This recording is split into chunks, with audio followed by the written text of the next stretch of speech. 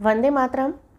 हिंदी मेरा अभिमान चैनल पर आप सभी का स्वागत है। मैं डॉक्टर स्मृति उपाध्याय। आज हम चर्चा करेंगे भाषा के बारे में। भाषा क्या है, भाषा का महत्व, उसकी परिभाषाएं, भाषा की विशेषताएं और उसके विविध रूपों की हम चर्चा करेंगे। तो सबसे पहले हम जानते हैं कि भाषा क्या है। सामान्यतः भाषा से अभिप्राय जिस साधन द्वारा मनुष्य अपने भावों और विचारों को बोलकर या लिखकर प्रकट करता है उसे भाषा कहते हैं। भाषा के बारे में भारत के प्रसिद्ध महाभाष्यकार ने अपने महाभाष्य में भाषा के लक्षण देते हुए लिखा है कि जो वाणी वर्णों में व्यक्त होती है उसे भाषा कहते हैं। भाषा व्यक्तायाम वाच्य। सुप्रसिद्ध व्याकरण कर्ता कामता प्रसाद गुरु ने लिखा है, भाषा वह साधन है जिसके द्वारा मनुष्य अपने विचार दूसरों के सामने भली भांति प्रकट कर सकता है और दूसरों के विचार स्पष्टतया समझ सकता है। इसी प्रकार डॉक्टर भोलानाथ तिवारी ने भी अपना मत दिया कि भाषा निश्चित प्रयत्न के फलस्वरूप मनुष्य के मुख से निस्सृत वह सार्थक ध्वनि समष्टि है जिसका विश्लेषण और अध्ययन किया जा सके। सुप्रसिद्ध भाषा शास्त्री डॉक्टर बाबूराम सक्सेना ने भाषा की संक्षिप्त परिभाषा इस प्रकार से की है कि जिन ध्वनि चिन्हों द्वारा मनुष्य परस्पर विचार विनिमय करता है उसे भाषा कहते हैं। इसी प्रकार से डॉक्टर श्याम सुंदर दास ने भी परिभाषा दी है। उन्होंने लिखा है कि मनुष्य के बीच वस्तुओं के विषय में अपनी इच्छा तथा मति का आदान प्रदान करने हेतु व्यक्त ध्वनि संकेतों का जो व्यवहार होता है उसे भाषा कहते हैं। वहीं पाश्चात्य विद्वानों ने भी भाषा की परिभाषाएं दी हैं। तो प्लेटो के अनुसार विचार आत्मा की मूक या अध्वन्यात्मक बातचीत है जो ध्वन्यात्मक बनकर होठों पर प्रकट होते ही भाषा कहलाती है। क्रोंचे ने कहा कि भाषा उस स्पष्ट, सीमित एवं सुगठित ध्वनि को कहते हैं जो अभिव्यंजना के लिए निर्धारित की जाती है। फ्रेंच विद्वान वैंद्रेज ने भाषा को चिन्ह मानते हुए भाषा की परिभाषा इस प्रकार से दी है कि भाषा एक प्रकार का चिन्ह है। चिन्ह से आशय उन प्रतीकों से है जिनके द्वारा मानव अपना विचार दूसरों पर प्रकट करता है। ये प्रतीक कई तरह के होते हैं, जैसे स्रोत ग्राह्य तथा स्पर्श ग्राह्य। प्रायः सभी विद्वानों द्वारा यही माना गया है कि मानव मुख से प्रयत्न विशेष से निश्रित वह ध्वनि समूह जिसे समाज विशेष के सदस्य आपसी विचार विनिमय हेतु व्यवहार में लाते हैं, भाषा कहलाती है। अब भाषा के प्रमुख तथ्यों के बारे में हम बात करते हैं। तो मनुष्य की वाक इंद्रियों द्वारा उच्चारित ध्वनि संकेतों को ही भाषा कहते हैं। मनुष्य शरीर द्वारा दिए गए संकेतों तथा पशु पक्षियों की ध्वनियों को भाषा नहीं कहा जा सकता। भाषा में ध्वनि संकेतों का प्रयोग होता है। ये ध्वनि संकेत रूढ़ एवं परंपरागत होते हैं। आवश्यकतानुसार नए भी निर्मित होते हैं। ये ध्वनि संकेत यादृच्छिक होते हैं, अर्थात जल में उत्पन्न होने वाले एक विशेष सुगंध वाले लाल पुष्प को हिंदी में कमल कहा जाता है। उसी फूल के लिए अंग्रेजी में लोटस शब्द का प्रयोग किया जाता है। ये दोनों शब्द यादृच्छिक है यानी रूढ़ शब्द है, मनुष्य समुदाय द्वारा बना लिए गए हैं। अन्य भाषा समुदाय के लोगों द्वारा उसी वस्तु के लिए अन्य शब्द या ध्वनि संकेत बना लिए जाते हैं। इन ध्वनि संकेतों के रूढ़िगत अर्थ होते हैं, अर्थात कमल कहने से फूल की प्रतीति होती है। यह अर्थ हमें परंपरा से प्राप्त होता है। ये ध्वनि संकेत एक व्यवस्था के अंतर्गत प्रयुक्त होते हैं। जैसे हिंदी वाक्य संरचना में क्रिया वाक्य के अंत में प्रयुक्त होती है। यह हिंदी भाषा की अपनी व्यवस्था है, जबकि अंग्रेजी वाक्य संरचना में क्रिया का प्रयोग वाक्य के मध्य में किया जाता है। इन ध्वनि संकेतों को एक भाषा समुदाय ही प्रयुक्त करते हैं तथा समझते हैं। भौगोलिक रूप से निश्चित परिधि में रहने वाले लोग ही अपनी भाषा को बोलते तथा समझते हैं। ये ध्वनि संकेत दूसरे वर्ग या समुदाय के ध्वनि संकेतों से भिन्न होते हैं। ये ध्वनि संकेत सार्थक होते हैं जिनका वर्गीकरण, विश्लेषण एवं अध्ययन किया जाता है अथवा किया जा सकता है। मानव की भाषा में जिन ध्वनियों का प्रयोग किया जाता है उनमें सामान्य रूप से अविच्छिन्न प्रवाह होता है। अतः भाषा मानव मुख से उच्चारित उन सार्थक ध्वनि संकेतों को कहते हैं जिनकी सहायता से एक समुदाय के लोग आपस में विचार विनिमय करते हैं तथा भावों का आदान प्रदान करते हैं। अब हम भाषा के महत्व के बारे में हम देख लेते हैं। तो भाषा मनुष्य का सर्वश्रेष्ठ आविष्कार है। मनुष्य ने अपने जीवन यापन के लिए भाषा का विकास किया और उसमें निरंतर विकसित होते रहने की प्रवृत्ति विद्यमान है। भाषा विचार तथा भावों के आदान प्रदान का सर्वश्रेष्ठ साधन है। अतः कहा जा सकता है कि भाषा सामाजिक संपत्ति है। कोई भी बालक किसी भाषा को सीखकर जन्म नहीं लेता, अपितु जिस समाज में जन्म लेकर वह बड़ा होता है उसी समाज की भाषा को वह सीख लेता है। भाषा में सतत विकास होता रहता है, या कह सकते हैं कि मानव समाज के विकास के साथ साथ भाषा में भी परिवर्तन होते रहते हैं। आज से 100 वर्ष पूर्व हिंदी जैसे लिखी और बोली जाती थी, आज उसी प्रकार से नहीं बोली और लिखी जाती। इस पर किसी व्यक्ति, जाति और संप्रदाय का अधिकार नहीं होता है। यह एक विशेष भौगोलिक स्थितियों में रहने वाले समाज की पारंपरिक संपत्ति होती है जिस पर सबका समान रूप से अधिकार होता है। भाषा मनुष्य द्वारा अर्जित एवं विकसित एक सर्वश्रेष्ठ आविष्कार है।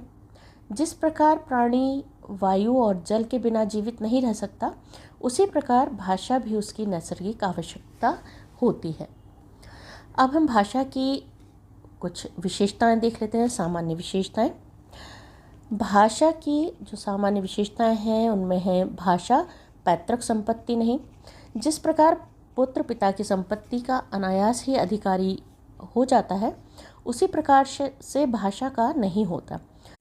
यदि बालक को अन्य भाषी क्षेत्र में पाला पोसा जाए तो वह उस भाषा को ही अपनी मातृभाषा के रूप में बोलेगा।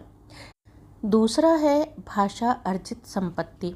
मनुष्य समाज में अपने चारों ओर वातावरण से भाषा सीखता है। यदि मनुष्य का एक बालक भेड़ियों के साथ पालित पोषित हो तो वह भेड़ियों जैसी ध्वनि का उच्चारण करने लगता है। अतः स्पष्ट है कि भाषा पैतृक संपत्ति न होकर अपने आसपास के वातावरण से अर्जित की जाती है। तीसरा है भाषा सामाजिक वस्तु। मनुष्य भाषा का अर्जन समाज से करता है। भाषा का समाज से आद्यांत संबंध रहता है। उसका विकास और अर्जन समाज में ही होता है। इसलिए भाषा को एक सामाजिक संस्था कहना अनुचित ना होगा। चौथा है भाषा परंपरागत संपत्ति। मनुष्य उसे उत्पन्न न करके उसका अर्जन मात्र करता है। भाषा का अर्जन समाज में परंपरा से होता है। व्यक्ति उसमें परिवर्तन कर सकता है, किंतु उसके लिए उसको उत्पन्न करना संभव नहीं है। भाषा को जन्म देने वाला समाज ही है। भाषा अनुकरण द्वारा अर्जित। शिशु भाषा को अनुकरण द्वारा ही सीखता है। वह जो कुछ माता पिता तथा परिवार के लोगों से सुनता है और उसका अनुकरण करने का वह प्रयास करता है। अनुकरण मनुष्य का सबसे बड़ा गुण है। वह भाषा को सीखने में इसी का प्रयोग करता है। अगला है भाषा परिवर्तनशील। परिवर्तनशीलता भाषा का प्रमुख गुण है। दो व्यक्तियों की भाषा एक सी नहीं होती। सीखने और सिखाने वालों की भाषा में कुछ न कुछ अंतर अवश्य दिखाई देता है। यद्यपि मनुष्य अनुकरण से भाषा सीखता है, किंतु अनुकरण पूर्णतः ठीक हो यह आवश्यक नहीं है। अनुकरणकर्ता की शारीरिक तथा मानसिक परिस्थितियाँ अनुकरण में भिन्नता उत्पन्न करते हैं। ये छोटी छोटी भिन्नताएं भाषा में परिवर्तन उपस्थित करती हैं, जिनका भाषा के परिवर्तन पर प्रभाव पड़ता है। अगला है भाषा का कोई अंतिम रूप नहीं। तो भाषा सदैव विकासशील रहती है, अतः उसका कोई अंतिम स्वरूप नहीं होता। वह कभी भी पूर्ण नहीं हो सकती। जीवित भाषा अन्य भाषाओं से शब्दावली को ग्रहण करती हुई तथा अन्य आंतरिक और बाह्य कारणों से विकसित होती रहती है। भाषा की पूर्णता उसकी समाप्ति का द्योतक है, इसलिए भाषा सदैव विकासशील रहनी चाहिए। अगला बिंदु है कठिनता से सरलता की ओर। भाषा की यह प्रकृति है कि वह कठिनता से सरलता की ओर बढ़ती है। मनुष्य कम से कम प्रयास से अधिक लाभ उठाना चाहता है। वह कम प्रयास के ही परिणाम स्वरूप वह सत्येंद्र को सतेंद्र और फिर सतेन कहने लगता है और कभी कभी सती कहकर ही काम चला लेता है। भाषा पानी की तरह प्रवाहित धारा है जो स्वभावतः ऊंचाई यानी कि कठिनता से सरलता की ओर बढ़ती जाती है।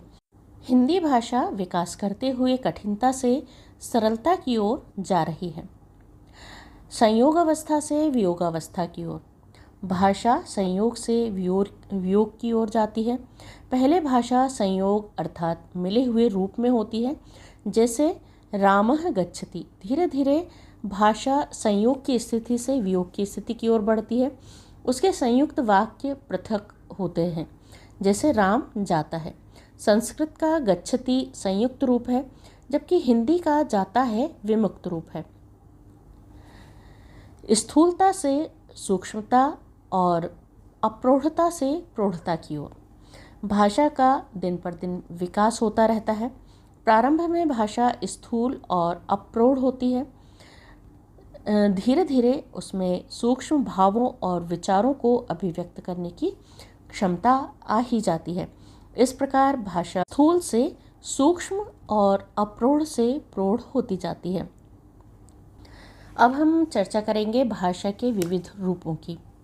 तो भाषा के बहुत सारे रूप हैं। भावाभिव्यक्ति के संदर्भ में विश्व की सभी भाषाएं सामान्यतः समान होती हैं, क्योंकि सभी भाषाएं विचार विनिमय के मुख्य साधन के रूप में प्रयुक्त होती हैं।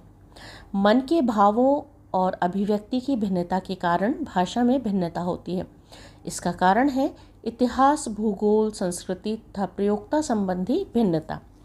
भाषा वैज्ञानिकों ने भाषा को प्रयोग के आधार पर निम्नलिखित रूपों में व्याख्यायित किया है। पहला है बोली।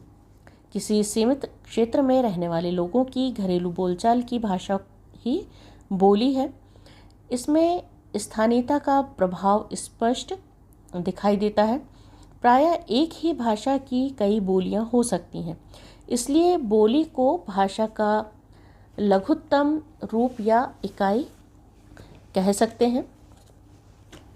बोली भी अपनी निकटतम दूसरी बोली से भिन्न होती है, लेकिन उसकी विशिष्ट उच्चारणगत विशेषता होती है जो क्षेत्र विशेष के व्यक्ति की पहचान होती है। उदाहरण यदि हम देखें तो हिंदी भाषा की अनेक बोलियां हैं। खड़ी बोली जो दिल्ली और मेरठ के आसपास बोली जाती है। ब्रज जो आगरा और मथुरा के आसपास बोली जाती है। बुंदेली झांसी और उसके निकटवर्ती स्थानों पर बोली जाती है। एक बोली बोलने वाले लोगों की मानसिकता, खान पान, आचरण और व्यवहार प्रायः दूसरी बोली बोलने वाले लोगों से भिन्न होती है। अतः बोली किसी स्थान विशेष में रहने वाले लोगों की विशिष्ट पहचान होती है। दूसरा है विभाषा। जब कोई बोली अपने भौगोलिक विस्तार के कारण किसी प्रांत या उपप्रांत में प्रचलित हो जाती है, तब उसे विभाषा या उपभाषा कहा जाता है। ऐसा कहा जा सकता है कि बोली का बड़ा एवं विस्तृत रूप विभाषा है। एक भाषा के अंतर्गत कई विभाषाएं या उपभाषाएं हो सकती हैं। उदाहरण अगर हम देखें तो खड़ी बोली अपनी विकासशील क्षमताओं के कारण अब बोली नहीं रही, अपितु निरंतर विकासशील होकर विभाषा और परिनिष्ठित भाषा की श्रेणी में आ गई है। तीसरा है परिनिष्ठित भाषा। जब कोई विभाषा अपने सुव्यवस्थित व्याकरण के कारण सभ्य एवं शिक्षित वर्ग के दैनिक व्यवहार में प्रयुक्त होने लगती है, तब वह परिनिष्ठित भाषा का रूप ग्रहण कर लेती है। यह भाषा एक बड़े समुदाय के विचार विनिमय का साधन बन जाती है। इसका सर्वाधिक प्रयोग शिक्षा, साहित्य रचना, सूचना एवं सरकारी कामकाज में होने लगता है। इसका एक निश्चित व्याकरण होता है और इसको शिक्षित समाज में सर्वाधिक आदर प्रदान किया जाता है। दैनिक समाचार पत्र, पाठ्यपुस्तकों तथा सरकारी सूचनाओं में इसी परिनिश्चित भाषा का प्रयोग होता है। उदाहरण के रूप में खड़ी बोली, जो कभी एक स्थान विशेष जो कि दिल्ली के आसपास बोली जाती थी, धीरे धीरे परिनिष्ठित भाषा का रूप ग्रहण करके पूरे हिंदी प्रदेश के करोड़ों लोगों द्वारा बोली और लिखी जाती है। यही हमारी परिनिश्चित भाषा है, जिसमें सभी प्रकार की सूचनाएं प्रसारित होती हैं। यही भाषा हमारे समाचार पत्रों तथा दूरदर्शन की भाषा है। यही सरकारी भाषा भी है। यह भाषा भारत के विविध विभाषा क्षेत्रों में राष्ट्रीय एवं भावात्मक एकता स्थापित कर रही है। चौथी है साहित्यिक भाषा। जो भाषा मुख्यतः साहित्य रचना के लिए प्रयोग की जाती है उसे साहित्यिक भाषा कहते हैं। यह भाषा बोलचाल की भाषा से भिन्न तथा परिनिश्चित भाषा के निकट होती है। यह भाषा पूर्ण, परिमार्जित, परिष्कृत एवं सुसंस्कृत होती है। कवि और लेखक अपनी अपनी रचनाओं में इसी भाषा का व्यवहार करते हैं। हिंदी प्रांत के लेखक जिस साहित्यिक भाषा का प्रयोग अपनी रचनाओं में करते हैं वह खड़ी बोली ही है, जो अब अत्यधिक परिमार्जित एवं परिनिश्चित हो चुकी है। इस साहित्यिक भाषा का व्याकरण सुनिश्चित हो चुका है। आज का हिंदी साहित्य इसी साहित्यिक भाषा में लिखा जा रहा है। पांचवा है विशिष्ट भाषा। जो भाषा बोली, विभाषा एवं परिनिश्चित भाषा से सर्वथा भिन्न विविध व्यवसायों अथवा कार्यों की शब्दावली से निर्मित होती है उसे विशिष्ट भाषा कहते हैं। जैसे कानून की भाषा, अदालतों एवं उच्च न्यायालयों में जो भाषा व्यवहार में लाई जाती है उसकी अपनी शब्दावली होती है और उसका व्यवहार केवल न्याय संबंधी प्रकरणों में ही होता है। इसलिए इस प्रकार की भाषा को विशिष्ट भाषा कहा जाता है। इसी प्रकार खेल की भाषा, चिकित्सकों की भाषा, पुरोहितों की भाषा, सर्राफों की भाषा, शेयर बाजार की भाषा आदि विशिष्ट भाषाएं हैं। इस प्रकार विशिष्ट भाषा के अनेक रूप हो सकते हैं जो केवल उसी कार्य स्थल पर प्रयुक्त होती है जहां उसकी आवश्यकता है। यह दूसरी विशिष्ट भाषाओं से अपेक्षाकृत भिन्न एवं अपनी शब्दावली के कारण विशिष्ट होती है। छठी है राजभाषा। जो भाषा किसी राष्ट्र द्वारा संवैधानिक रूप से सरकारी कामकाज के लिए स्वीकार कर ली जाती है तथा जिस भाषा में सरकार अपना सारा कार्य एवं सभी सूचनाओं को प्रसारित करती है उसे राजभाषा कहते हैं। हिंदी भारत सरकार की राजभाषा है जिसे भारतीय संविधान द्वारा स्वीकृत किया गया है। भारत एक विशाल राष्ट्र है जहां अनेक भाषाएं और बोलियां व्यवहार में लाई जाती हैं। हिंदी ही वह एकमात्र भाषा है जो पूरे राष्ट्र की संवैधानिक एवं भावात्मक एकता के लिए राजभाषा के रूप में स्वीकार कर ली गई है, जिसका प्रयोग संपूर्ण भारत में उत्तरोत्तर बढ़ता ही जा रहा है। सातवां है राष्ट्रभाषा। जो भाषा किसी राष्ट्र के भिन्न भिन्न भाषा भाषियों के पारस्परिक विचार विनिमय का सशक्त माध्यम बन जाती है उसे राष्ट्रभाषा कहते हैं। किसी भी राष्ट्र में अनेक भाषाएं बोली और समझी जाती हैं, लेकिन उस राष्ट्र की भावात्मक एकता के लिए किसी एक भाषा को संपूर्ण राष्ट्र द्वारा सहज ही स्वीकार कर लिया जाता है तथा उसे ही राष्ट्रभाषा का गौरव प्राप्त हो जाता है। उदाहरण के लिए भारत में पंजाबी, बंगाली, गुजराती, मराठी, मलयालम, तमिल, तेलुगु आदि अनेक भाषाएं बोली जाती हैं, लेकिन हिंदी भाषा को ही भारत की राष्ट्रभाषा का गौरव प्राप्त है। हिंदी को न केवल हिंदी प्रदेश के करोड़ों लोगों द्वारा बोला और समझा जाता है, अपितु अन्य प्रांतों में रहने वाले लोग भी इसे बोलते और समझते हैं। इस प्रकार हिंदी संपूर्ण भारत में बोली और समझी जाने वाली सर्वमान्य राष्ट्रभाषा है। आठवां है अंतर्राष्ट्रीय भाषा। जो भाषा विभिन्न राष्ट्रों के बीच विचार विनिमय तथा पत्र व्यवहार आदि के लिए व्यवहार में लाई जाती है, उसे अंतर्राष्ट्रीय भाषा कहते हैं। उदाहरण के लिए अंग्रेजी भाषा अनेक राष्ट्रों में रहने वाले लोगों में व्यापक रूप से बोली और समझी जाती है। संयुक्त राष्ट्र संघ में भी इसे व्यापक रूप से बोली जाने वाली भाषा का गौरव प्राप्त है। अंतर्राष्ट्रीय स्तर पर इसी भाषा का व्यवहार उत्तरोत्तर किया जा रहा है। धीरे धीरे यह भाषा अंतर्राष्ट्रीय भाषा का रूप धारण कर चुकी है। संख्या की दृष्टि से यदि देखें तो पूरे विश्व में बोले जाने वाली भाषाओं में हिंदी, चीनी का स्थान सबसे ऊपर है, लेकिन आपसी विचार विनिमय के लिए अंग्रेजी का वर्चस्व सर्वमान्य है, अतः इसे अंतर्राष्ट्रीय भाषा कहा जा सकता है। तो आज हमने भाषा के महत्व और उसके विशेषताएं और उसके विविध रूपों की चर्चा की। अगले वीडियो में हम फिर किसी अन्य विषय के साथ मिलेंगे। तब तक के लिए अपना ध्यान रखिए, स्वस्थ रहिए। वंदे मातरम।